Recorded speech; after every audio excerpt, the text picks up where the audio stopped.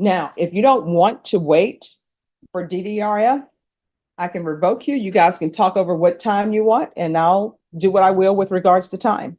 And guess what? You'll go to prison, you'll do your time. Welcome to Elite Justice Network.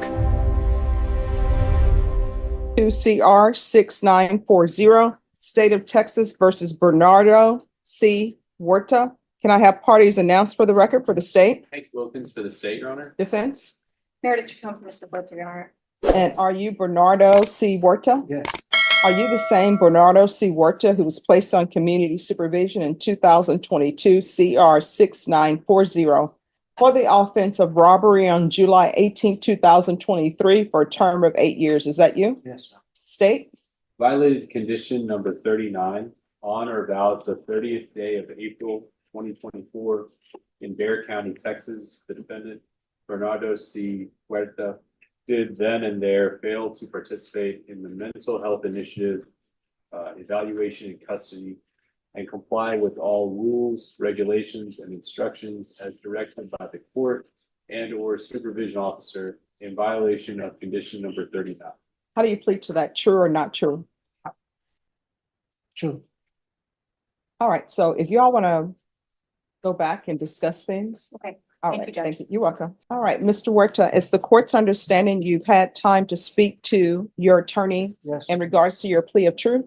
Yes, sir. All right, do you still wish to plead true to violation of condition number 39 after speaking to counsel? Yes, sir. All right, did you understand by pleading true to violation of condition number 39, court could find it true, grant the motion, and sentence you up to 8 years in the prison? Yes, sir. Knowing that, do you still wish to plead true to violation of condition number 39? Yes, sir. All right, the court will find violation of condition number 39 true. Is there a proposed agreement or no? No, there is not, Your Honor. All right, state, what are you requesting? We're asking that you follow probation's recommendation, Judge, which is to alter and amend conditions for DDRF and to hold the probationer, hold Mr. Warta in custody until the Center for Healthcare Services, the Tacoma evaluation, the TCOOMMI evaluation for DDRF is completed, Your Honor. All right, defense, what are you requesting? Judge, my client has been in since January awaiting the DDRF. The wait is very, very long for DDRF. There was, yes, he's pled true to not doing the eval. He did a part of an evaluation and thought he had completed the entire thing. But he would like the opportunity to do some sort of outpatient. Our understanding is the wait for DDRF is 6 or 7 months long potentially, which means he will be sitting in jail almost a year by the time that happens. And so is there anything, may I ask him if there's anything else? Sure, but I will tell you, if you would have agreed to see them, you would have been done. Yes. And your 6 months would have been done. Can I, whenever? All right, do you want to raise your right hand? Do you solemnly swear or affirm the testimony you give will be the truth and nothing but the truth, so help you God? Yes, sir. You can lower your hand, state your name for the record. Bernardo, what's that? All right. What would you like to say? Yes, sir. I do understand that, but it's still a 6 to 7 month wait. I have almost 2 years back time on this case already, just sitting in the jail. Oh, do you just want to go to prison? No, Your Honor, I don't. All right, so here's the thing. I don't Let's have stop. to- No, stop. Let me explain something to you for a moment. Let's go off the record for a second. I don't know why people commit offenses. You plead to the offenses that you committed. You're placed on probation. You get a motion to revoke. The reason why you have the DDRF pending is because you were here for a motion to revoke a violation of condition number 4. Guess what? If you were not placed back here for a violation for your motion to revoke, you never would have been waiting for a mental health evaluation. What ends up happening is people are on probation. They're excited about getting probation because they thought they were going to prison. And people will stand before me and you know what they will say? I can be on probation for life. I'm pulling my life together. You can ask me to report every day. I'll do it. I already know that's not going to happen. It's sort of like when people say, I'm 1,000% sure that I'm clean. You know what that usually means? They're dirty. Anything anybody says that's beyond 100%, it's usually not true. Yes. So you came before me with that. You were placed on probation July. Then February 2024, you had a violation of condition number 4. And I remember you. You came before me. You were so happy to be continued and not be revoked. And now you come before me. I haven't And gone nowhere here's the yet. thing though. I haven't got out of jail. I've Here's been the- in here's jail the this whole thing. time. Here's the thing. But the reason why you're in jail is because of your actions. Yes, Your Honor, and I understand And that. people will come before me, and let me just tell you what happens. Some people will come before me and they'll say, I don't belong to a gang. I don't do drugs. Or I pay child support. And I always ask people when they would say, I pay child support. What, you want a cookie? That's something you're supposed to do. Like, you're not supposed to be before me on motions to revoke because you're supposed to be doing what you're supposed to be doing.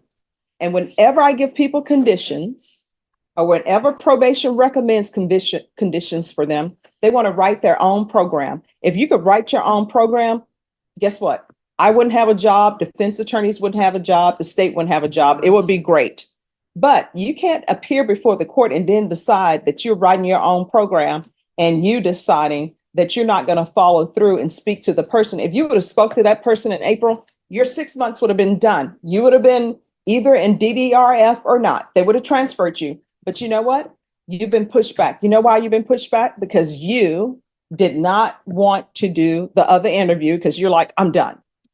And I always tell people when you're on paper, and that's what this is a contract, you're on paper. Even if somebody tells you, we're coming here for an interview, and even if you've thought you've already done the interview, doesn't hurt you to go ahead and do the interview, then you can come to court and say, they came to me for an interview for a 3rd time and I had already done the interview.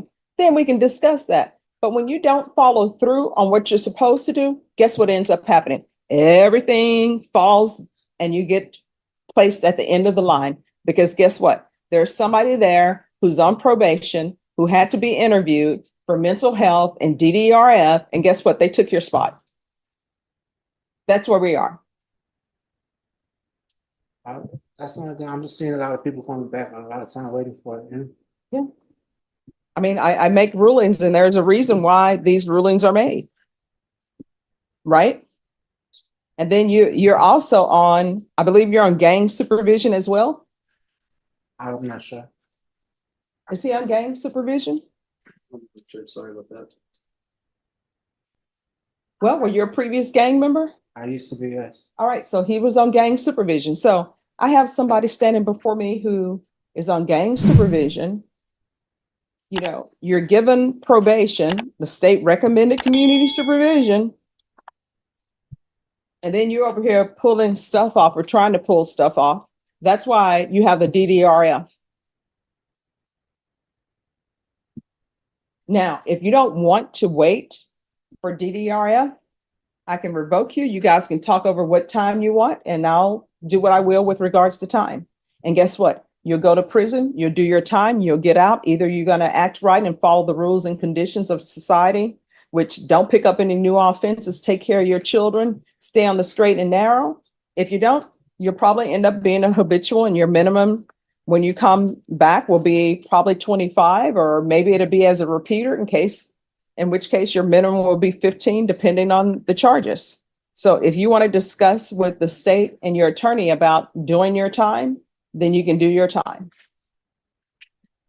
And legally, I have to give you credit for any time that you've been in custody towards your time. So if you want to talk to your attorney about that and talk to the state about that, I'm not saying if they want to, if they agree to revocation and they want to give you a specific amount of time, I'm not saying I'm following that, but I'll consider it. All right. So if you want to talk to your attorney about that, you can. All right, defense.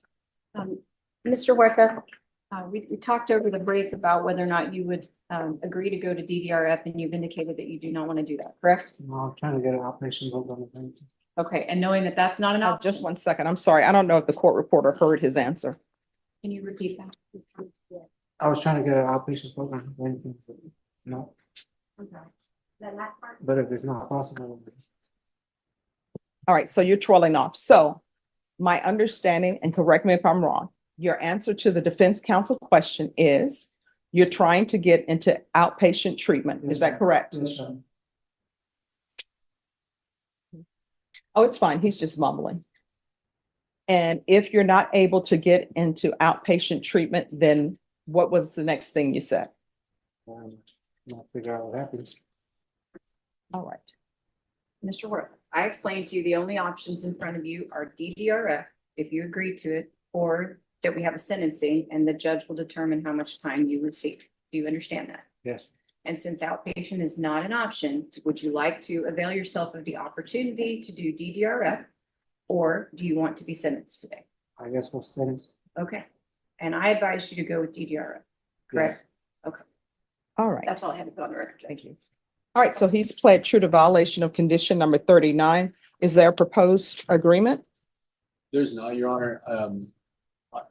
I would ask the court, I know that the defendant has stated that he would like to be sentenced. I don't think you should do that. I think you should say, hey, you're going to the inpatient. That's, I think that's a better option for him.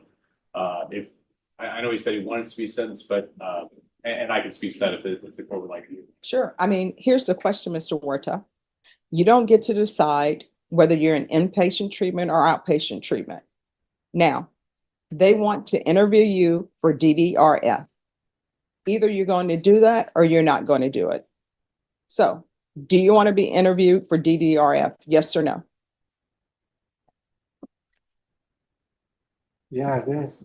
No, it's not, I guess. It's either yes or no. Yes. You can't write your own program. Here are your options. Your options are you can be interviewed for DDRF. And if they deem that you're acceptable to the program, that's where you're going to be. Or if you don't want to do that and you tell the court you don't want to do that, then I will revoke you. Those are your two options. Now, if the court were to revoke you, then the most I could sentence you to is 8 years. I'm sure your attorney will ask for something probably less than 8. 20 years just to this deferred. No, he's not on deferred. He's on regular. He's going to do okay. Yes. So I was on deferred also. Okay. no, he's on regular. So the most I can sentence him to is 8 years. So, and he legally, I have to give you credit for any time served that you've been in custody. So those are your options. Do y'all need to discuss this again or no? Do you want to do DDRF or do you want to be sentenced? That's not an option. The judge has told you, and I've told you, there's two options. Sentenced, we don't know how much time, up to 8 years. Okay, to be. All right. So you want to be sentenced? Yes. All right. You've pled true to violation of condition number 39. Court is finding violation of condition number 39 true. State, what are you asking for? We're asking for the 8 years, Your Honor. The defendant has been to the prison in 2010 for an ag assault with a deadly weapon. I know you've seen the SIPs in this, and I know it's a robbery, Judge, but it came in as an ag robbery.